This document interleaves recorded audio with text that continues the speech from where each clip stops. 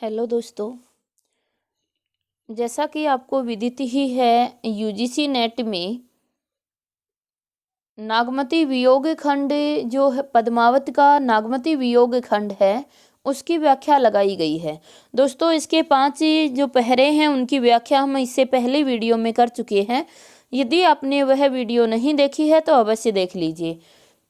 आज हम इसके आगे के जो पहरे हमारे यहाँ लगाए गए हैं उनकी व्याख्या देखते हैं। देखिए, अगर हम बात करते हैं पद्मावत की, तो पद्मावत मलिक मोहम्मद जायसी के द्वारा रचित एक ग्रंथ है। और इस ग्रंथ का जो नागमती वियोग खंड है उसमें वियोग का वर्णन किया गया है। 12 मासा वर्णन इसके अंतर्गत हमें दिखाई देता है।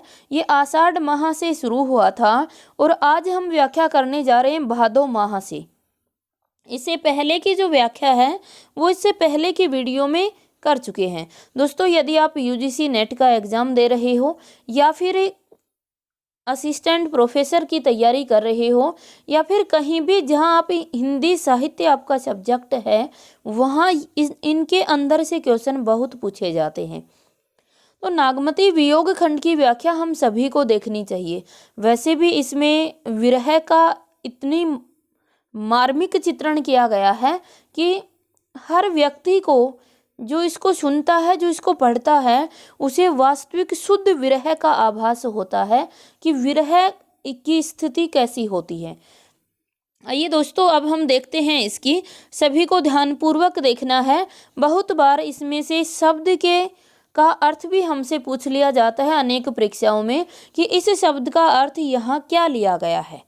तो दोस्तों, एक एक शब्द का अर्थ करते हुए हम संपूर्ण व्याख्या को देखेंगे और आशा रखती हूँ आप लोग भी साथ निभाएंगे। थोड़ी सी वीडियो लंबी हो जाएगी क्योंकि इस संपूर्ण अर्थ में करने यहाँ जा रही हूँ, इन दोहों की व्याख्या सहित अर्थ में करने जा रही हूँ, तो आपको भी अंत तक इसको देखना है। अगर आपको व्याख्या अच्छी लगती है तो कहना चाहूँगी कि इसको देखिए, वीडियो को सुनिए। सुनने के बाद इसे शेयर अवश्य कर दीजिए अपने दोस्तों के पास भी। और दोस्तों, लाइक करना भी मत भूलिए। यदि आपको लगता है कि वास्तव में मेहनत की गई है और वीडियो लाइक करने के लायक है तो अवश्य लाइक कीजिए और अपने दोस्तों के पास भी शेयर कीजिए। नहीं तो डिसलाइक कीजिए, वो आपकी मर्जी है। चलिए देखते हैं। आगे का दोहा है। पांच दोहे हम इसके कर चुके थे, 5 पहरे हम इसके कर चुके थे। अब छठा पहरा हम लेकर चलते हैं। छठा पहरा दिया गया है, भा भादो दूभर अति भारी, कैसे भरो रैनी अंधियारी। नागमती विरह का वर्णन करती हुई आ रही है। नागमती विरह में बावली सी हो गई है। जैसे उनके प्रियतम उनको छोड़कर चले गए हैं, वह विरह की अग्नि में जल रही है और जलते जलते एक बावली सी हो गई है, इधर उधर घूमती है। इससे पीछे हमने देखा और बार बार अपने प्रियतम को बुलाती है। कभी सुए को दोष देती है तो कभी मौसम को दोष देती है और कभी किसी नागरी स्त्री को दोष देती है कि मेरे प्रियतम ऐसे नहीं थे, लेकिन इन्होंने उन्हें मेरे से दूर कर दिया है। अब उल्हाना देते देते आ गई है, कह रही है कि अब भादो माह आ गया है, भाद्रपद का महीना आ गया है और इस महीने में नागमती की विरह वेदना का वर्णन बहुत ही मार्मिक किया गया है। आइए हम भी देखते हैं। भा भादो दुभर अति भारी, कैसे भरों रैनी अंधियारी। नागमती कहती है, हे प्रियतम, भादो का महीना आ गया है, भाद्रपद का माह आ गया है और दुभर अति भारी, इसे काटना मेरे लिए बड़ा ही मुश्किल हो रहा है। कैसे भरों रैनी अंधियारी, ये जो बड़ी बड़ी रातें हैं, जो अंधेरी काली रातें हैं, इनको मैं कैसे काट पाऊंगी। आगे कहती है, मंदिर सून पीहू अनंत बसा, कि हे प्रियतम, मेरा मंदिर सूना हो गया है, मेरा मंदिर खाली हो गया है, क्योंकि मेरे मंदिर का जो स्वामी है वो कहीं और जाकर बस गया है। आगे कहती है, सेज नागिनी फिरी फिरी डसा, कि ये जो मेरी सेज है ये भी नागिन बनकर बार बार मुझे डस रही है। रहो अकेली गहे एक पारी, मैं इस महल में इस सेज पर अकेली हूँ और एक कॉर्नर को पकड़कर, इसके एक किवाड़ को पकड़कर बैठी हूँ। नैन पसारी मरो ही फारी, मेरी जो नैन है, मेरी जो आंखें हैं वो तुम्हारी राह देख रही हैं और मेरा कलेजा फटा जा रहा है। आगे कहती है, चमक बीजू घन गर्जी तरासा, चमक बीजू घन गर्जी तरासा, कहती है कि बिजलियां चमक रही हैं, आसमान में बादल गरज रहे हैं और ये मेरे विरह को और भी आगे बढ़ा रहे हैं। यह मेरे विरह को और भी आगे बढ़ा रहे हैं। इसके बाद कहना चाहा दोस्तों,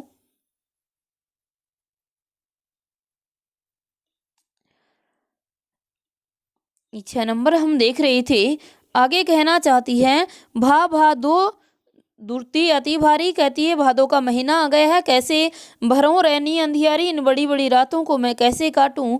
मंदिर सून पिए अनंत, की मेरा मंदिर जो है वो सूना हो गया है, क्योंकि मेरे जो प्रियतम हैं वो कहीं अनंत चले गए हैं।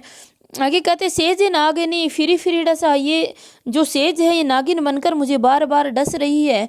रहूं अकेली गहे एक पारी, मैं इसमें अकेली रह रही हूँ, इसके एक कोने को पकड़ कर बैठी हूँ। आगे कहती है कि रहो नैन पसारी मरो ही फारी, कि मेरा जो मेरी नैन है ये तुम्हारा इंतजार कर रही है और मेरा हृदय फटता जा रहा है। दोस्तों यहाँ फारी का अर्थ फटने से लिया गया है। चमक बीजू घन गरजी तरसा, कि बिजलियां जो हैं ये चमक रही हैं और बादल गरज रहे हैं और ये गरज मेरे अंदर एक तपिश उत्पन्न कर रही है। एक ये कहें कि मेरे अंदर एक तपिश उत्पन्न यह कर रही है, मेरे ये विरह में मुझे आगे जला रही है। आगे कहती है, विरह काल होई जीव गरासा, कि ये जो विरह है ये काल बनकर मेरा ग्रास कर रहा है, ये काल बनकर मुझे डस रहा है। बरस मघा झकोरी झकोरी, बरसे मेघा झकोरी झकोरी। आगे कहते हैं कि जो मेघा हैं, जो बादल हैं, ये झुक झुक कर बरस रहे हैं। मोर दुई नैन चुवे जस ओरी, कि मेरे ये जो दोनों नैन हैं ये ऐसे टपक रहे हैं जैसे सर्दी के माह में ओवली चूती है। जैसे सर्दी के माह में, ओरी का अर्थ यहाँ लिया गया है ओलाती से, कि जैसे बरसात के माह में ओलाती झरती है वह चूती है, इसी प्रकार से मेरे ये आंखें भी झर रही हैं। धनी सखे भरे भादो माह, कि धनी सखे भरे भादो माह। आगे कहती है कि इस भादव के अंदर भी मेरा जो शरीर है, सखे का अर्थ यहाँ लिया गया है दोस्तों सूखने से, कि घनी सखें भरो बाधा माह, कि ये जो भाद्रपद का महीना है इसमें भी मेरा जो शरीर है वह घना सूख गया है, बहुत अधिक सूख रहा है। अब हूँ न आ नहीं सी चेना नहा, कि अब भी अगर तुम नहीं आए तो इसका चिन्ह नहीं बचेगा, इसके अंदर कुछ भी शेष नहीं बचेगा। आगे कहती है, पूर्वा लाग भूमि जलपुरी, कि पूर्वा का जो नक्षत्र है, भाद्र माह का जो नक्षत्र है जिसे पूर्वा नक्षत्र कहते हैं वह लग गया है। चारों तरफ जो पृथ्वी है वह जलमग्न हो गई है। आक जवास बही तस झूरी, कि जो आक जवास हैं ये इन्होंने भी अपने पत्तों को त्याग दिया है। थल जल भरे अपूर सब, कि जल थल हर जगह पानी ही पानी भर गया है। धरती गगन मिली एक, और धरती और गगन मिलकर भी एक हो गए हैं। जनी जोबन अवगाह मह दे बूढ़ती पीहू टेक। आगे कहते हैं, जनी जोबन अवगाह मह देत बूढ़त, ये मेरा जो जौवन है, जो यौवन है, यह मुझे अवगाह मह दे बूढ़त, बूढ़त का अर्थ यहाँ लिया गया है डुबोने से दोस्तों, कि ये मेरा जो यौवन है यह मुझे, मेरे यौवन को, ये जो मेरा यौवन है यह मुझे विरह रूपी जो अग्नि है उसके अंदर डुबो रहा है। हे प्रियतम, तुम आकर मुझे उभारो, तुम आकर ही मुझे इससे दूर कर सकते हो, इस स्थिति से उभार सकते हो। दोस्तों एक के लिए अभी मैं आपको बताना चाहूँगी कि इनका शाब्दिक अर्थ बताया कि भावार्थ क्या क्या कहना चाहती है। इस पहरे में नागमती कहती है कि भादों का महीना आ गया है, जिसे काटना नागमती के लिए बहुत ही कष्टदायी सिद्ध हो रहा है। नागमती कहती है, मैं नहीं समझ पा रही हूँ हे प्रियतम कि वियोग में ये काली अंधिया रातें मैं कैसे बिताऊं। इस प्रकार ये महीना बहुत ही कष्टदायी है। मुझे इसकी चिंता हो रही है कि मेरे प्रियतम मुझसे दूर घर छोड़कर कहीं अन्यत्र चले गए हैं। उनके बिना यह सेज मुझे नागिन की तरह डसती हुई प्रतीत होती है। मैं प्रियतम की अनुपस्थिति में सेज की एक पाटी पकड़कर अकेली पड़ रही हूँ। हे प्रियतम, मेरी आंखें खुली की खुली रह गई, ये तुम्हारी प्रतीक्षा कर रही हैं और मेरा हृदय फटा जा रहा है। वियोग में बिजली के चमकने और बादलों के गरजने में मेरा हृदय डरने लगता है तथा विरह काल बनकर मेरे प्राणों को ग्रस्त कर रहा है। मेघ के बादल झकझोर वर्षा कर रहे हैं और मेरी दोनों आंखों से आंसू की धारा इस प्रकार बह रही है मानो ओलाती टपक रही हो। दोस्तों, बहुत ही मार्मिक वर्णन किया गया विरह का। अगर आप भी कहीं न कहीं इसे महसूस कर पाए कि इन शब्दों में जायसी जी एक विरह की चरम सीमा को पार कर गए हैं। आगे कहती है नागमती, जैसे बरसात के मौसम की धारा इस प्रकार बह रही है मानो ओलाती टपक रही हो। आगे कहती, जैसे बरसात के मौसम में छान का छपरा टपकता है, ठीक वैसे ही मेरे नेत्रों से निरंतर बरसात हो रही है। आश्चर्य की बात यह है कि यह नारी इस बरसात में भी हरी भरी नहीं हो रही है। इस बरसात के मौसम में भी हे प्रियतम यह नारी सूखती जा रही है। मेघा नक्षत्र के बाद फागुन मास लग गया है और चारों तरफ वर्षा हो रही है, हरियाली छाई हुई है। मेरा यह सुंदर हृदय इस भादों के मौसम में भी सूख रहा है। जैसे वर्षा ऋतु में आक जवास के पौधे बिना पत्तों के होकर सूख जाते हैं, उसी प्रकार मैं इस भादों में सूख रही हूँ। लेकिन अभी तक मुझे सींचने वाला मेरा स्वामी वापस नहीं आया है। सारे पर्वत, पहाड़, नदियाँ, सरोवर सभी जल से भर गए हैं। धरती और आकाश मानो एक हो गए हैं। किंतु नागमती कहती है, हे प्रियतम, मैं यौवन के अथाह जल में डूबी जा रही हूँ।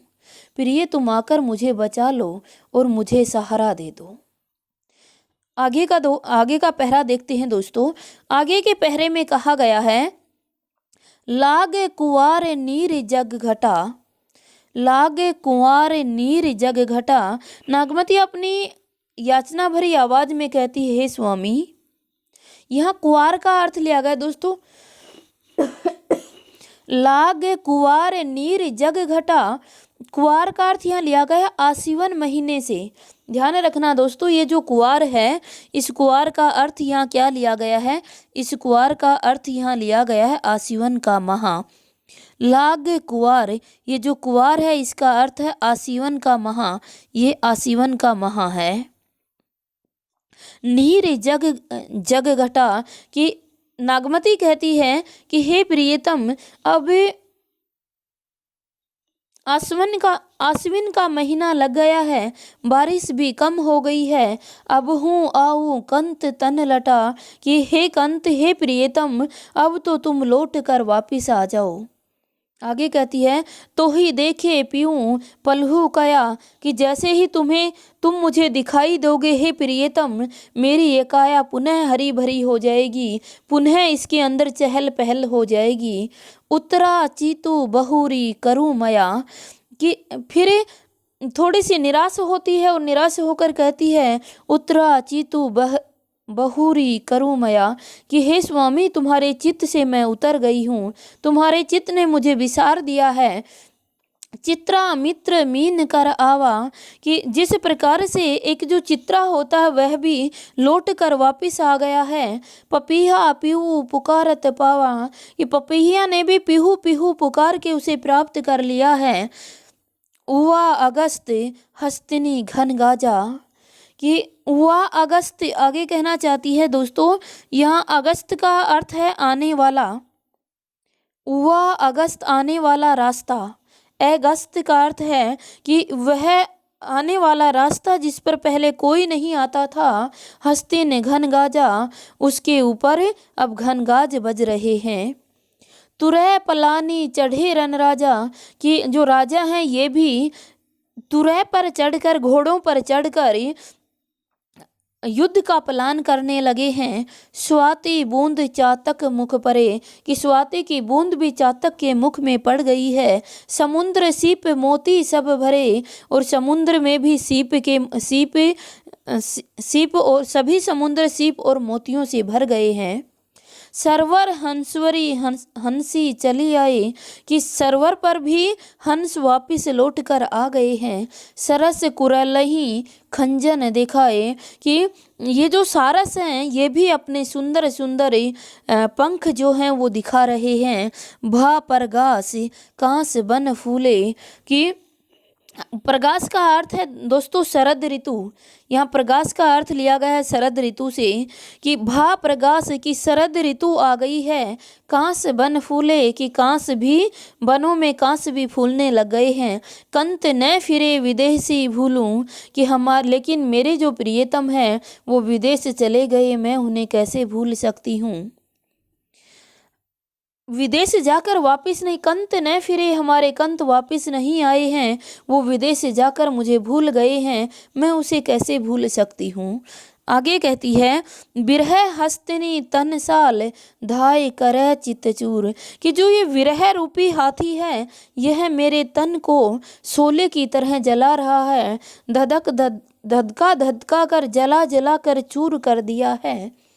बेगी आई पीऊ, आगे कहती बेगी आई पीऊ, कि तुम पुनः वापस आ जाओ हे प्रियतम बाजहू, और आकर शेर की तरह धाड़ो, ताकि गाजहू होई सुदर, कि ये जो हाथी रूपी विरह है ये आपकी दहाड़ को सुनकर दूर चला जाए, आपकी दहाड़ को सुनकर मुझे छोड़कर चला जाए।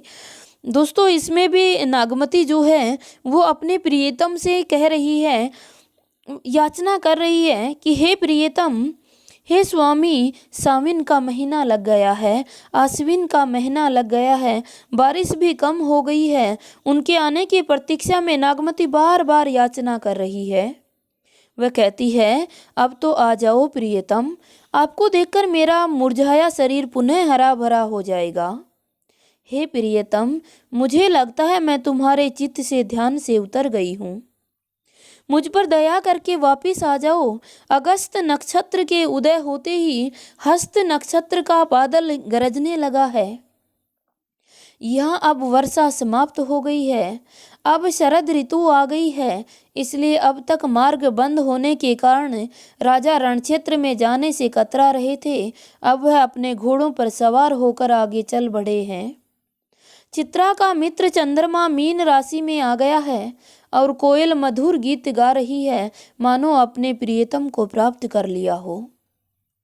नागमती कहती है, अब तो रास्ता भी खुल गया है प्रियतम, अब तो आ जाओ प्रिय, अब आने में क्या बाधा है।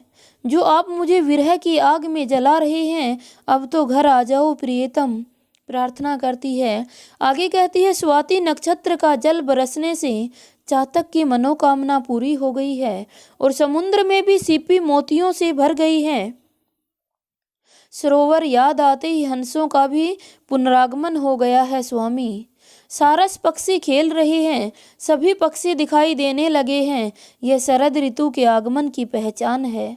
पृथ्वी के चारों तरफ काश के वन फूल उठ गए हैं और आकाश में बादल छट गए हैं। सूर्य का निर्मल प्रकाश चारों तरफ फैल गया है। पर मेरे प्रियतम तो प्रदेश में जाकर ऐसे रम गए कि मुझे भूल ही गए हों। विरह रूपी हाथी मेरे शरीर को कष्ट दे रहा है, वह मुझे तथा मेरे शरीर को खाकर नष्ट कर देगा। उसकी चिंगाड़ मेरे शरीर को चूर चूर कर रही है। आगे कहती है, प्रियतम तुम जल्दी आओ, विशाल शेर बनकर शेर की भांति गरजना शुरू करो, जिससे ये हाथी भयभीत होकर यहाँ से परास्त होकर चला जाए।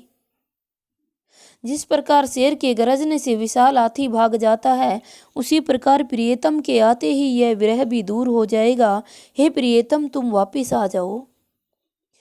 फिर थोड़ा इंतज़ार करती है। इंतज़ार करने के बाद फिर से उसका विरह चरम सीमा पर पहुंच जाता है और फिर वह आगे कहती है कि कार्तिक शरद जंद उजियारा। आगे कहती है कि कार्तिक के माह में नागमती कहती कि शरद चांदनी चारों तरफ उजियारा कर रही है। अब आश्विन का माह भी चला गया, अब कार्तिक का माह आ जाता है और कार्तिक के माह में नागमती का विरह जो है ये और भी बढ़ता चला जाता है और अपने प्रियतम से क्या कहती है, प्रियतम से कहती है कि कार्तिक के माह में शरद चांदनी चारों ओर उजियाला कर रही है, जग शीतल हो विरह जारी। पूरा जग शीतल हो गया है लेकिन मेरा जो विरह है ये मुझे जला रहा है। 14 करा चांद प्रगासा कि चंद्रमा भी अपनी 14 कलाओं में आ गया है। जनहूँ जरे सब धरती आकाशा कि ऐसे लग रहा है जैसे सभी, मुझे ऐसे लग रहा है जैसे धरती से आकाश तक सब कुछ जल रहा है। तन मन सेज करह अगिदूहा कि मेरा ये जो तन मन है ये मेरी सेज है, ये मेरे तन मन को अग्नि के हवाले कर रही है। सब कहें चंद बरहेऊ मोहि राहूं कि सबको ये चंद्रमा बहुत शीतलता दे रहा है लेकिन मुझे तो यह राहु की तरह जला रहा है। चहूँ खंड लागे अंधियारा, मुझे ऐसे लग रहा है इस चांदनी रात में भी जैसे चारों तरफ अंधियारा ही अंधियारा फैल गया हो। आगे कहती है ज्यों घर नाही कंत प्यारा कि जिसके घर उसका प्रियतम नहीं होगा, हे प्रियतम उसे कैसा लगेगा, उसे तो ऐसा ही लगेगा जैसे चारों तरफ अंधियारा फैल गया हो। अब हूँ निठुर आऊँ यही बारा, फिर आगे उलाहना देती हुई कहती है कि अब हूँ निष्ठुर निठुर, क्या तुम इतने निठुर बन गए हो, क्या तुम इतने निष्ठुर बन गए हो कि आने का नाम ही नहीं ले रहे हो, कि दोबारा आना ही नहीं चाहते हो। आगे कहती है परब देवारी होई संसारा कि पूरे संसार में परब त्योहार मनाए जा रहे हैं। सखी झूमक गावे अंग मोरी, मेरी सभी सखियां जो हैं वो झूम रही हैं, गा रही हैं। हो झुराव बिछुरी मोरी जोरी, लेकिन मेरे से तुम बिछुड़ गए हो और बिछुड़ जाने के कारण मेरा जो शरीर है यह तो विरह में जल रहा है। जेहि घर पिहु सो मनोरथ पूजा कि हे स्वामी इस समय जिसके घर पर उसके प्रियतम हैं वहाँ पर मनोरथ की पूजा की जा रही है, वहाँ देवताओं की पूजा की जा रही है। मोह कहे विरह सौती दुख दूजा कि मोह कहें विरह कि मुझे उनसे, विरह का अर्थ यहाँ ईर्ष्या से लिया गया है दोस्तों, नहीं सॉरी, यहाँ विरह का अर्थ लिया गया है विरह रूपी अग्नि से कि मोहे तो ये जो विरह है यह दुख ही दुख दे रहा है। दुख के सिवा दूजा कुछ मुझे ये नहीं करने दे रहा। आगे कहती सखी माने त्योहार सबे साई देवारी कि जो सभी सखियां हैं वो सभी सखियां तीज का त्योहार मना रही हैं। सभी साई देवारी कि सबके घर में दिवाली फैली हुई है। हो सा गाँव कंत बिन रही दारे सिर मेली, और मैं जो हूँ ये हो का गाँव कंत बिन, और मुझे ईर्ष्या हो रही है और मैं अपने कंत के बिना, अपने प्रियतम के बिना अपने सिर को मेल रही हूँ, इस सिर को धुन रही हूँ। दोस्तों इस पहरे में भी कहना चाहती है नागमती कि कार्तिक के माह में नागमती कहती है कि शरद चांदनी चारों ओर उजाला कर रही है और सारे संसार की है शरद शीतल, सारे संसार को यह सरल जो शरद है ये शीतल कर रही है, किंतु मैं विरह की आग में जल रही हूँ। चंद्रमा ने अपनी 14 कलाओं से प्रकाशित होकर हर जगह चांदनी फैला दी है। ऐसा प्रतीत हो रहा है मानो धरती से आकाश, मुझे ऐसा प्रतीत हो रहा है मानो धरती से आकाश जल रहे हैं। नागमती कहती है कि यह सेज मेरे तन मन में आग लगा रही है और जो चंद्रमा संपूर्ण संसार को शीतलता देता है वह तो मेरे लिए राहु के समान दिखाई दे रहा है। अब हे प्रियतम आप घर पर नहीं हैं तो संसार में चारों तरफ अंधेरा ही अंधेरा फैला हुआ है। हे निष्ठुर प्रियतम, मेरे स्वामी जरा अपना ध्यान इधर करके देखो, सभी जगह दीपावली का त्योहार मनाया जा रहा है। इस अवसर पर सभी सखियां नाच रही हैं और खुशी मना रही हैं, मगर मैं वियोग में जल रही हूँ। मुझे ये सब देखकर ईर्ष्या हो रही है, क्योंकि मेरी जोड़ी बिछुड़ गई है। सब सखियां अपने प्रियतम के साथ त्योहार मना रही हैं, गीत गा रही हैं, विभिन्न प्रकार के खेलों का आयोजन कर रही हैं, पर मैं भला कैसे गा सकती हूँ? मेरे प्रियतम मेरे साथ नहीं है। मैं अपने प्रियतम के बगैर कैसे खेलूं? इसलिए दुखी होकर अपने सिर पर धूल डाल रही हूँ, अब दुख मना रही हूँ। हे प्रियतम, तुम वापिस आ जाओ। आगे का जो पहरा है उसमें कहना चाहती है, आगे के पहरे में देखिएगा, आगे कहती है, अगहन दिवस घटा निशिबाढ़ी। नागमती बैठी हुई सोचती है कि अगन माह में दिन का समय बहुत छोटा हो गया है। दोपहर रैनी जाई कीमी गाढ़ी, कि ये रात बहुत बड़ी हो गई है, रात की अवधि बढ़ गई है।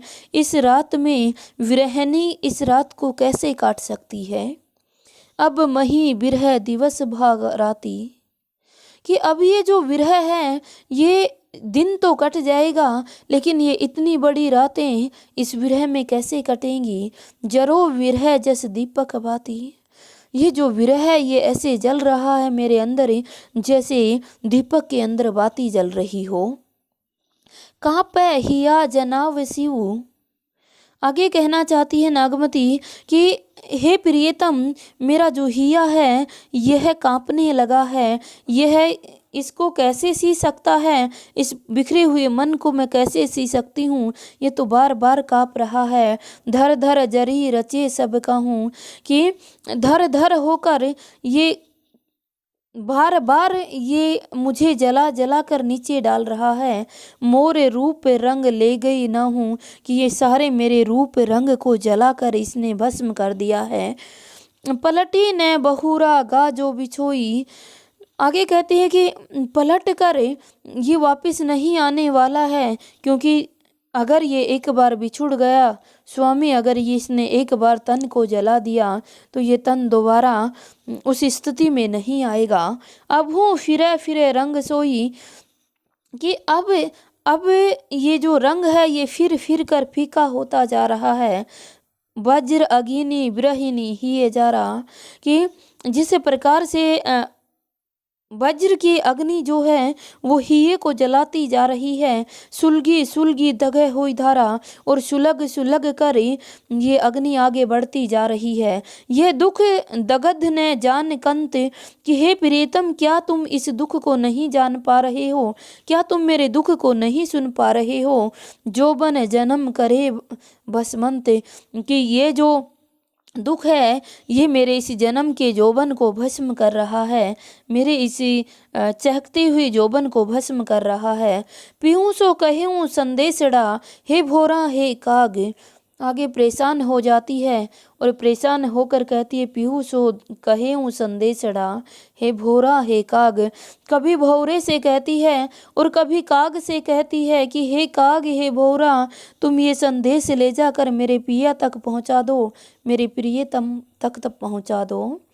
जो घनी बिरह जरी मुई देही के धुआं हम लागे, कि यदि ये विरह और आगे बढ़ गया तो इसके अंदर से धुआं निकलने लगेगी और उसमें मेरा शरीर जलकर भस्म हो जाएगा। इसमें नागमती कहती है कि सरल व्याख्या मैं प्रस्तुत करती हूँ। नागमती कहती है, नागमती बैठी हुई कुछ सोच रही है और सोचते सोचते कहती है कि अगहन मास में दिन का समय बहुत छोटा हो गया है और रात की अवधि बढ़ गई है, इसलिए अगहन के महीने में विरहिणी नागमती की विरह वेदना और भी बढ़ जाती है और नागमती का सौंदर्य एवं रूप सब कुछ तो उसके पति परमेश्वर के साथ चला गया है। वह सोच रही है, कहती है कि हे सखी, यह ठंडक आग बनकर विरहिणी लताओं का हृदय जलाती है। मेरा हृदय जल जल कर राख हो गया है। हे मेरे प्रिय पति परमेश्वर, क्या आप मेरी परेशानी या पीड़ा नहीं समझ रहे हो? मेरा शरीर तुम्हारे वियोग में जीर्ण शीर्ण हो गया है। गृहिणी नागमती भ्रमर एवं कोये के द्वारा अपने प्रिय तक, परमेश्वर तक यह संदेश भेजती है कि आपकी प्रिय पत्नी विरह के वियोग में जलकर मर गई है। उसके अंदर से धुआं निकलने लग गया है। ए भोरा ए काग, जाओ मेरे प्रियतम को ये संदेश दे दो। लेकिन फिर भी नागमती इंतजार करती है और उनके प्रियतम नहीं आते। तो अगले माह में फिर वो कहती है, फिर उसकी विरह अग्नि एक बार प्रज्वलित होती है और फिर से कहने लगती है, पूस जाड़ थर थर तन कापा, कि हे प्रियतम, पूस के माह में सर्दी बढ़ गई है, ठंडक बढ़ गई है, अब तन कांपने लगा है। सूरज जाई लख दिश चापा, कि जो सूर्य है, सूर्य भी इस सती से घबरा कर लंका की दिशा में जाकर दक्षिणायन हो गया है। विरह बाढ़ आरुण भासियु। आगे कहती, नागमती विरह बढ़ने से शीतल और दुखदाई हो गई है। मैं ठंडक से काँप कर मर रही हूँ प्रियतम। कपी कपी मरो ले हरि जीव, कि मैं इस ठंड से काँप काँप कर अब मर रही हूँ। अब तो इस विरह अग्नि ने मेरे शरीर को पूर्णतः जला दिया है। अब ये शरीर ठंडा पड़ गया है। कंत कहाँ लागो ओरी हिये रे, कि हे कंत, हे प्रियतम, तुम किसी और के हिये पे लग गए हो। तुम्हारे हिये को किसी और ने लगा लिया है। पंथ अपार जूझ नहीं निये रे, कि ये जो रास्ता है ये भी बहुत कंटीला हो गया है। अब मेरी आंखें तुम्हें नहीं निहार पाती हैं। आंखों के रास्ते भी कंटीले हो गए हैं, यानी मुझे अब दिखना भी बंद हो गया है। शोर सपेती आवे जूढ़ी। आगे कहती है कि सफ़ेद सैया को देखकर ऐसा लगता है कि मानो ये बिस्तर बर्फ से ढक गया हो। जानू सेज हिमाचल बूढ़ी, कि जानो ऐसे लगता है कि जैसे ये सेज है इस पर हिमाचल यानी बर्फ जम गई है। चकई निसी बिग्रह दिन मिला, कि जो चकई है, चकवी रात को बिछुड़ कर दिन में मिल जाती है। हो दिन राति बिरह कोकिला, पर मैं तो दिन रात विरह में कोयल बनकर पुकारती रहती हूँ। रैनी अकेली साथ नहीं सखी, कि रात को मैं अकेली हूँ, सभी सखियाँ भी मुझे छोड़कर चली गई हैं, कोई भी रात को मेरे साथ नहीं रहती। मैं कैसे जीऊँ, कैसे जी पे बिछोई पक्षी, कि मैं अब कैसे जी सकती हूँ, मैं इस बिछो को और कितना सहन कर सकती हूँ। विरह सचान बरे हूँ तन जाड़ा, कि ये जो विरह है, ये विरह की अग्नि है, ये भी शांत हो गई है। अब तन जाड़ा, और जो तन है यह सर्दी से भर गया है। जिपत खाई और मुझे न छाड़ा, कि ये जो सर्दी है, आगे कहती है कि जब मेरी जोड़ी का पक्षी बिछड़ा हुआ है और विरह रूपी बाज भयानक तरीके से मेरे शरीर को चारों ओर से मंडरा कर खा रहा है। सकित दोहा मासू गिरा, हाड़ बरे सब शंख। सकित धुआं मांसू गिरा, कि ये जो मेरा जो मांस है यह सूख गया है। हाड भरेऊ सब संख, कि जो हाड हैं ये चारों तरफ दिखाई दे रहे हैं, यानी शरीर में हाड ही हाड दिखाई दे रहे हैं। घनी सारस होई ररी मुई, पीहू समेर ही पंख। आगे कहती है कि हड्डियां सूख कर कमजोर हो गई, नागमती सारस की जोड़ी की तरह रटती हुई मर गई है। हे मेरे पति परमेश्वर, अब आकर मेरे पंख समेट लो। बहुत हीन भावना उसके अंदर आ जाती है, बहुत परेशान हो जाती है, और परेशान होकर इस पहरे में जो नागमती है वो कहती है कि हे प्रियतम, अब अग्नि भी समाप्त हो गई है, मेरे शरीर के अंदर से मांस भी सूख गया है, केवल हाड़ बच गए हैं, और ये हाड़ भी बिखर कर नीचे गिर गए। यानी तुम्हारी नागमती को इस विरह ने जला दिया है, वो मरकर समाप्त हो गई है प्रियतम। अब जो पंख इसके बिखरे हुए हैं, ये हाड़ जो बिखरे हुए हैं, इनको आकर तुम समेट लो। दोस्तों, बहुत ही मार्मिक वर्णन यहाँ जायसी करते हैं। अगर इस वर्णन को हम देखते हैं तो आचार्य रामचंद्र शुक्ल कहते हैं कि पूरे हिंदी साहित्य के इतिहास में मुझे कहीं ऐसा विरह दिखाई नहीं देता है जैसे विशुद्ध विरह का वर्णन जायसी ने किया है। और दोस्तों, हम भी देख ही रहे हैं कि एक ऐसा विरह है जिसको सुनकर, जिसको पढ़कर जो विरही हृदय नहीं होता है वो भी विरह से भर जाता है।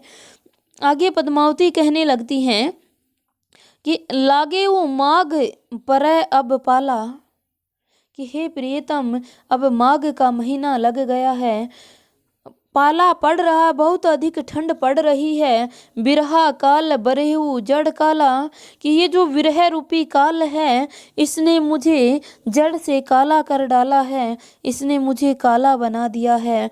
बिरह बाढ़ दारुण भासीरू, कि ये जो बिरह की बाढ़ है इसने मेरे अंदर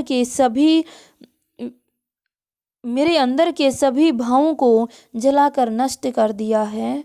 कंपी कंपी मरो लेई जरी जीवू, कि मैं कांप कांप कर मर रही हूँ, मेरा शरीर जो है वो जी नहीं पा रहा है, मेरा शरीर अब टूटने लग गया है।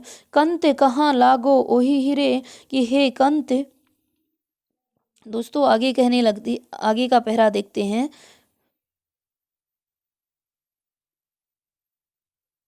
आगे कहती दोस्तों, लागे हूँ माघ पर अब पाला, कि जो पाला पड़ रहा है, माघ का महीना लग गया, पाला पड़ने लग गया, ठंड पड़ने लग गई बहुत अधिक, और ये विरह काल ने मेरे शरीर को काला कर दिया है। विरह बाढ़ दारुण भा बारू, की विरह की बाढ़ आ रही है। कंपी कंपी मरो ले जरी जीव, कि मेरा जो तन है ये भी कांप कांप कर मरने लगा है। कंत कहाँ लाग ओरी ही है, कंत तुम्हारा जो हिया है ये कहीं और जाकर लग गया है। दोस्तों, एक लाइन बीच की टाइप हो गई। आगे कह रहे हैं, शोर सपेती आवे जुड़ी, कि जो शोर है तू सो भोरे मोरे, शोर सपेती आवे जुड़ी। आगे कहती है, प्रीतम सूर्य के समान आकर मेरे समक्ष अपनी उष्णता को प्रदर्शित करो। जानू सेज हिमाचल बूढ़ी, कि ये जो सेज है ये हिम से डूब गई है। हो दिन राती बिरह कोकिला, रैन अकेली हाथ नहीं सकी, कैसे जीवे बिछोई पंखी। दोस्तों, ये वही पहरा यहाँ दोबारा टाइप हो गया। आगे कहना चाहती है, आगे का जो पहरा है उसमें नागमती कहती है, विरह पवन होई मोर झोला, कि ये जो विरह का पवन है ये अनेक प्रकार से झोले मार रहा है। कोई का सिंगार है, कोई पयूं पटोरा, कि किसी प्रकार का कोई श्रृंगार मेरे तन पर नहीं है, न ही कोई प्रकार का वस्त्र मेरे तन पर बचा है। यूं न हार रही होई डोरा, कि मैं जी नहीं पा रही, अब हार गई हूँ, और हार कर भी मेरे प्राण मेरे शरीर को छोड़ नहीं रहे हैं, ये फिर भी तुम्हारी याद में इधर उधर डोल रहे हैं। तुम बिन कापे धनी हिया, तन तन तीन भर भाढोला, कि तुम्हारे बिना ये शरीर, ये मेरा हृदय कांपता हुआ इधर उधर डोल रहा है। ते ही पर बिरह जराई के जरह उड़ावा झोला, कि सूख कर इतनी कमजोर हो गया मेरा शरीर कि तिनके की तरह ये हवा के साथ इधर से उधर डोल रहा है, और उधर से हवा के झोंके के साथ इधर आ जाता है।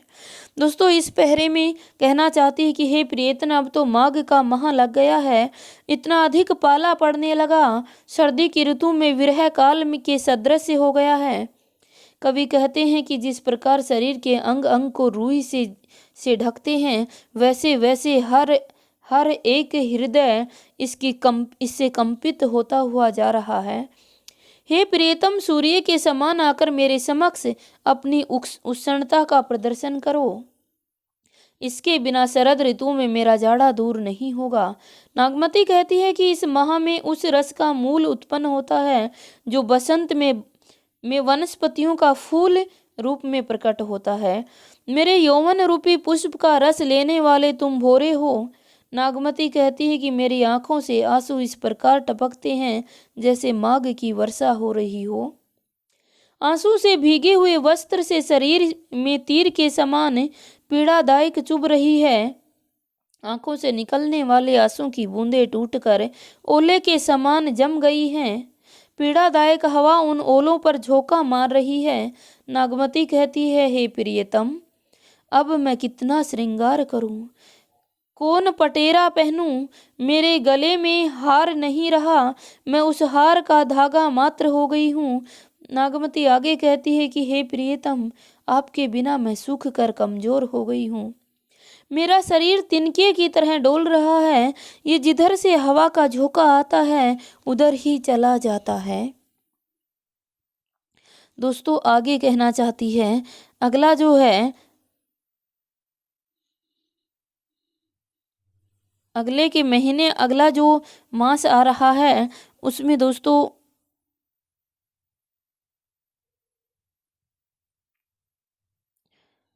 उसके बाद कह रही है फागुन का महीना, फागुन के लिए कह रही है। फिर बैसाख आ गया दोस्तों, फिर बैसाख की बात कर रही है। फिर बैसाख की बात करते करते अंत में कहना चाहती है कि चैत का माह आ गया, और चैत के महीने में भी ये देख लेते हैं दोस्तों एक बार। आगे कहना चाहती है लगेहू माघ, ये माघ हमने देख लिया, और माघ के बाद अगला जो पहरा है दोस्तों उस पहरे में कह रही है लागेहू माघ पर अब पाला। 13 का देखिए, माघ के बाद 13 नंबर में कह रही है फागुन पवन झकोरा बहा, कि अब जो है ये फागुन का महीना लग गया है और चारों तरफ हवा झकझोर रही है, जोरे मार रही है। फागुन सिंहू जादू नहीं सहा, कि शीत बहुत अधिक बढ़ने लगता है। इस चिरती हुई ठंडी हवा को मैं कैसे सह पाऊंगी। तन जस पियर पाथ था मोरा, कि ये जो मेरा शरीर है ये पत्ते के समान पीला पड़ गया है। विरह में यह पत्ता भी नहीं टिक पाएगा। तेही पर विरह दे दूं झकझोरा, कि तेरे विरह विरह तेरी जो विरह रूपी है, हे प्रियतम, विरह रूपी हवा है, ये इसको भी झकझोर देगी। इस पत्ते के समान देह भी मेरी नहीं टिक पाएगी। तरीवर जरही बन डाखा, कि जो तरीवर है ये विरह में ये पत्ता भी नहीं टिक पाएगा, क्योंकि विरह की हवा इतनी तेज है उसे हिला डालेगी। वृक्षों के पत्तों के साथ वन में ढाक भी झड़ रहा है। जो भी फूल फल हैं वो भी वियोग में डालों से अलग हो गए हैं। तरीवर जरही बन डाका, कि जो तरवर मतलब जो पत्ते हैं वो भी झड़ झड़ कर गिर गए हैं। बहे ही ओनत फूल फरी शाखा, कि सभी जो फूल फल हैं वो भी झड़कर नीचे गिरने लग गए। करहीं वनस्पति ही झुलासू, कि मेरे विरह से ये वनस्पति भी झुलस गई है। मोह कह भा जग दून उदासू, कि मैं क्या कहूँ, मेरे अंदर तो दूनी दूनी उदासी आती हुई जा रही है। फागु करही सब चौचारी जोरी, कि फागुन का जो महीना है इस फाग के महीने में सभी झूला झूल रहे हैं। मोही तन लाई दनही जस होरी, लेकिन मेरा जो तन है ये मुझे और अधिक जला रहा है। जो पै पीहू जरत उस पावा, कि जिसके घर पर प्रियतम है, जरत मरत मोहि रोस न आवा, कि वो सभी खेल रही हैं, उन किसी को भी मेरे ऊपर रोष नहीं आ रहा है, दया नहीं आ रही है। राती दिवस बस यह जीव मोरे, कि बस इस एक रात के लिए और मैं जीना चाहती हूँ, कि ये एक रात और मेरे पास शेष है। लगो निहोर कंत अब तोरे, कि अब तो हे प्रियतम तुम मेरे पास आ जाओ, तुम मेरे पास ही रात बिता लो। अब तो इस रात तो तुम मेरे पास आ जाओ। यह तन जारो छार कह कहो कि पवन उड़ाव, कि यह जो तन है ये इतना कमजोर हो गया है कि इसको अब पवन उड़ा कर ले जाएगी। मकू ते ही मार्ग उड़ी परै कत धरह जय पावा, कि मेरी जो राख है ये तुम्हें कुछ समय के बाद, मेरे तन की जो राख है ये तुम्हें इस मार्ग पर भी पड़ी हुई नहीं मिलेगी। ये हवा तो इस विरह की हवा तो इस राख को भी उड़ा कर ले जाएगी। दोस्तों इसमें कहना चाहती है नागमती कि फागुन के महीने में हवा झकझोरती हुई चलती है और शीत बहुत अधिक बढ़ने लगता है। इस चीरती हुई ठंडी हवा को मैं कैसे सहन कर पाऊंगी। हे प्रियतम, मेरा शरीर पत्ते की तरह सूख गया है। वह सूख कर हवा उसे इधर उधर हिंडोले मार रही है। वृक्षों के पत्ते के साथ वन के ढाक भी झड़ गए हैं। ये जो वन है, इससे भी फल फूल नीचे गिरने लगे हैं। मेरी विरह की आग ने इस जंगल को भी जला डाला है, इस उपवन को भी जला डाला है। अब वनस्पतियां भी इस विरह की आग से जलने लगी हैं, झुलसने लगी हैं। पर मैं क्या करूं, मेरे लिए तो पूरा संसार उदास हो गया है। मेरी सभी सखियां समूह बनाकर नाच गा रही हैं, फाग खेल रही हैं और इस प्रकार होली का त्योहार मना रही हैं। लेकिन मुझे ऐसे लगता है कि किसी ने मेरे शरीर में ही होली की ज्वाला जला दी हो। यदि मेरे प्रिय को इस तरह जलना अच्छा लगता है तो मुझे इस तरह जलने में भी कोई परेशानी नहीं है। नागमती कहती है कि हे मेरे प्रिय पति, रात दिन मेरे मन रूपी हृदय से लगे रहो और मैं इसी शरीर को जलाकर राख कर दूंगी। और क्या कहूँ, हे वायु, उसे उड़ा कर ले जा। फिर वायु को संदेश देती है कि हे वायु, अब तू इसे उड़ा कर ले जा और मेरे प्रियतम के पास जिस रास्ते पर मेरे प्रियतम जा रहे हैं, जिस रास्ते पर मेरे प्रियतम है, मेरी राख को उनके रास्ते पर डाल देना। मेरे प्रियतम के चरण यदि मेरी राख पर पड़ेंगे तो शायद मेरी राख जो है यही प्रफुल्लित हो जाए, इसमें फिर से खुशी आ जाए। दोस्तों, नागमती कहना चाहती है कि प्रियतम के वियोग में उसने अपने शरीर को पूर्णतः जला लिया है। आगे कहना चाहती है, चैत बसंता होय धमारी, कि अब चैत्र माह आ गया है, चारों ओर बसंत की धमा चौकरी मची हुई है। मोही लेखे संसार उजारी, कि पर मेरे लिए तो पूरा संसार ही उजड़ा हुआ है, पूरा संसार का चमन उजड़ा हुआ है। पंचम विरह पंच सर मोरे, आगे कहती है कि कोयल भी अपने विरह का पंचम राग गाती है। बूढ़ी उड़े सब तरीवर पाता, कि पीहू पीहू करती हुई टकराती है और वह काम के पांचों बाण मुझ पर चला रही है। आगे कहती है कि भीजी मजीठ जेसु बन राता, कि ये जो मजीठ है, मेरी आंखें हैं, इनसे रक्त बह रहा है। ये वन के सभी वृक्षों से के पत्ते जिनसे रंग कर लाल हो गए हैं। मजीठ और टेसू के फूल भी इस कारण लाल दिखाई दे रहे हैं।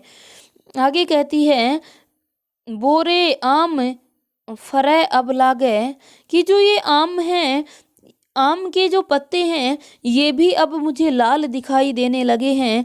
ये भी मेरे विरह के कारण लाल हो गए हैं। आगे कहती है, अब हूँ आऊ घर कांत समाने, कि हे प्रियतम, अब तो तुम वापिस लौट कर घर आ जाओ। सहस भाव फूली बन सपती, आगे कहती है, अब मुझको फूल भी कांटों के समान लगने लगे हैं। उनके देखते ही मेरे शरीर में चोट लग जाती है। और वह कहती है कि इस नारंग वृक्ष की भाषा में यौवन छा गया है। दृष्टि परत जैसे लाग ही काटे, कि वो अब जैसे मेरी दृष्टि भी उन पर पड़ती है तो भी वो मुझे कांटे की तरह चुभते हैं। फिर ही जोबन बहे नारंग शाखा, कि फिर से तुम आ जाओ ताकि मेरा ये जौवन है नारंग शाखा की तरह भर जाए। सुआ विरह अब जाई न राखा, ये अब सुआ रूपी जो विरह है, इसमें और जिया नहीं जाता है। घिरनी परे होई पीऊ आओ बेगी परु टूटी, कि यह घिरनी की तरह यह तुम पर टूट पड़ेगी। हे प्रियतम, तुम आ जाओ। नारी पराए हाथ है तो ही बिन पाव न घूटी, कि हे प्रियतम, तुम जानते हो कि नारी का जीवन तुम्हारे एक नर के ऊपर निर्भर करता है, उसके बिना वह जी नहीं सकती। तो नागमती कहती है कि हे प्रियतम, तुम वापिस लौट कर आ जाओ। आगे कहना चाहती हैं, भा बैसाख तपही अति लागी, कि अब बैसाख का माह आ गया है, अब तो फिर से बहुत अधिक तपिश होने लग गई है। बिरह बजागी सूरज जरत हिमाचल ताका, कि जो सूरज है ये भी आसमान में सर के ऊपर आकर ताकने लग गया। विरह बजागी सोह रथ हाका, कि विरह रूपी जो रथ है वो फिर से हाँकने लग गया है। जरत बजागनी करूं पीऊँ छाका, कि किस प्रकार से मैं इसे बजाकर अपने पिए के पास भेज दूं, किस प्रकार से यह पिए के पास चला जाए। आए बुझाऊं अंगरखा महा, कि हे प्रियतम तुम आ जाओ, आग आकर मेरे अंग अंग में लगी हुई इस आग को बुझा दो। आगे कहती है, लागिन जरै जरै जस भारू, फिरी फिरी मुंजे ही तजीहू न बारू, कि आगे कहना चाहती है कि मानो मेरा जीवन रूपी रथ विरह रूपी व्रजाग्नि के सम्मुख किसी ने हाँक दिया हो। हे प्रियतम, विरह की इस अग्नि में मैं जल रही हूँ, तुम आकर मुझे शीतलता प्रदान करो। हे स्वामी, आपके आने से यह शरीर जो अभी आग की भांति तप रहा है फुलवारी की तरह प्रफुल्लित हो जाता है। कहने का भाव कि आपका स्नेह स्पर्श पाकर यह हृदय फिर से हरा भरा सुंदर हो जाएगा।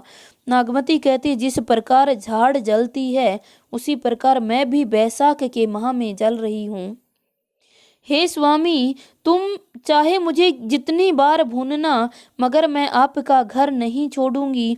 बिरह हिया करेहू पीऊ, आगे कहती, दीठी दंगर मरेहू एका, कि मेरी जो आंखें हैं ये दोनों मिलकर तुझे देख रही हैं, दोनों मिलकर तेरी राह देख रही हैं। कमल जो बिगसा मनसर, बिन जल गवेई सुखाई, ये जो कमल रूपी यौवन था मेरे अंदर पनपा था, ये बिना जल के तुम्हारे स्नेह रूपी जल के बिना ये सूख गया है। कबहू बेली फिरी पलूक है, जो पीऊ सींचे आई, पता नहीं कब स्वामी तुम वापिस आओगे और इस तन को पुनः सींचोगे, अपने प्रेम से पुनः इसे हरा भरा कर दोगे। एक आशा की लहर फिर उनके के समक्ष आती है। आगे दोस्तों फिर अगला जो पहरा है, लास्ट पहरा, इसमें कहना चाहती है, जेठ जरह जग चलह लुआरा, कि हे प्रियतम, अब तो ज्येष्ठ का माह आ गया है, जेठ का माह आ गया है और उसमें हर जगह लूएं चल रही हैं, जलती हवाएं चल रही हैं। उठ ही बवंडर परही अंगारा, कि चारों तरफ ऐसे लग रहा है जैसे आग का बवंडर उठ रहा हो। विरह गाजी अनुबंत होई जागा, कि ये जो विरह है यह मेरे अंदर का जो विरह है वो इतना तेज हो गया है कि लंका दाही पलंगा लागी, कि ऐसे लगता है जैसे मेरे लंका रूपी शरीर में, मेरे लाख क्या का जो ये शरीर है इसको किसी ने पतंगा दे दिया हो। दही बही शाम नदी कालिंदी, कि ऐसे लग रहा है कि जैसे ये नदी है, यमुना नदी है, ये भी काली पड़ गई है। विरह का आगी ओ आवे आंधी, कि इसमें भी विरह रूपी जो आंधी है ये चलने लग गई है। नैन न सूझे मोरो दुख बांधी, कि मेरे जो नैन हैं इनको इस दुख के अलावा कुछ भी नहीं सूझ रहा है। लागे हूँ बिरह काल होई भूखा, ऐसे लगता है जैसे ये जो काल है, ये विरह रूपी काल है, ये बहुत भूखा है और ये मेरे ऊपर झपट रहा है। मासू खाई सब दांडी लागे, कि ऐसे लग रहा है जैसे ये काल रूपी जो विरह रूपी जो काल है मेरे ऊपर झपटेगा और मुझे एक पल में ही समाप्त कर देगा। अब हु आऊ आवंत सुनी भागो, कि अब तो सुनो हे प्रियतम, भाग कर वापिस आ जाओ, मेरे पास तुम वापिस आ जाओ। और लास्ट में कहती है, गिरी समुद्र शशि मेघ रवि, शशि न सकही यह आगी, कि अंत में कहती है कि हे प्रियतम, तुम अब भी आ जाओ, जो तुम्हारे लौटने की खबर सुनकर यह विरह रूपी कौवा भाग जाएगा। मुहम्मद सती सराहिए जरह जो उस पीऊ लागी, जैसे आगे कहते हैं कि विरह की यह आग इतनी तीव्र है कि इसे पर्वत, समुद्र मेघ राशि, सूर्य, चंद्रमा कोई भी तो नहीं सह पा रहा है। यह नागमती एक सती नारी है और मोहम्मद सती सराहिए कि यह नागमती जो है एक सती नारी है और इसके विरह ने संपूर्ण पृथ्वी को जला डाला है। जरा सो उठ पीऊ लागी और यह अपने प्रियतम से मिलने के लिए भयंकर विरह रूपी तपिश इसके अंदर उत्पन्न हो रही है। दोस्तों ये वर्णन दिया गया था नागमती में कि जिस प्रकार से राजा रतन सेन नागमती को छोड़कर चले जाते हैं, तो उसमें 12 माह का वर्णन करती हुई नागमती अपने विरह को रखती है। कभी किसी के सहारे संदेश भेजती है तो कभी किसी के सहारे संदेश भेजती है। हर एक माह में उसकी विरह की जो अग्नि है वो उसे समाप्त करती हुई जा रही है और अंत तक वह अपने प्रियतम का दर्शन करने के लिए तरसती है। लेकिन नागमती वियोग खंड में वह वियोग के अंदर ही रह जाती है, उसके प्रियतम वापस लौट कर नहीं आते हैं। और अंत में नागमती कहती है कि मेरी अग्नि इतनी प्रज्वलित हो गई है, मेरी अग्नि विरह की इतनी बढ़ गई है कि जिससे संपूर्ण संसार जलकर नष्ट होने जा रहा है। दोस्तों जायसी कहते हैं कि नागमती एक सती नारी है और उसके विरह से संपूर्ण प्रकृति झुलस गई है और उसकी जो तपिश है वो तपिश प्रकृति में इतनी फैलती है कि उधर जो राजा रतन सेन होते हैं वो भी युद्ध में झुक जाते हैं और युद्ध करते हुए मारे जाते हैं। दोस्तों यहाँ सिर्फ उनका विरह वर्णन दिया गया है और नागमती विरह में अपने शरीर को का त्याग कर देती है और उधर राजा रतन सेन भी युद्ध में मारे जाते हैं और जो जिस प्रेयसी के लिए वो गए थे वो भी अपने शरीर को अग्नि के हवाले कर देती है, वो भी सतीत्व को प्राप्त हो जाती है। ये नागमती वियोग खंड जो है ये एक शुद्ध हमारे अंदर शुद्ध वैराग्य को उत्पन्न करता है, एक शुद्ध आध्यात्मिक वैराग्य को भी कहीं न कहीं ये उत्पन्न करता है संकेत रूप में कि एक आत्मा के अंदर जब ईश्वर को प्राप्त करने की ऐसी विरह अग्नि जलती है तो वह इस शरीर का त्याग कर अपने परमात्मा के पास पहुंच जाती है और परमात्मा भी उधर से देह का त्याग कर अपने आसन का त्याग कर उसे लेने के लिए आगे बढ़ जाते हैं। दोनों प्रतीक रूप को त्यागते हैं और वास्तविकता में एक होते हुए चले जाते हैं। दोस्तों ये थी नागमती वियोग खंड की व्याख्या। कहना चाहूँगी यदि आपको अच्छी लगी हो तो अवश्य शेयर कर दीजिए, लाइक करना भी मत भूलिए। यदि आप यूजीसी नेट की तैयारी कर रहे हो, यदि आप असिस्टेंट प्रोफेसर की तैयारी कर रहे हो तो चैनल को अवश्य सब्सक्राइब कर लीजिए क्योंकि इस प्रकार की व्याख्या मैं आपके लिए लेकर आती रहती हूँ। दोस्तों आशा रखती हूँ ये आपको समझ आई होगी। धन्यवाद।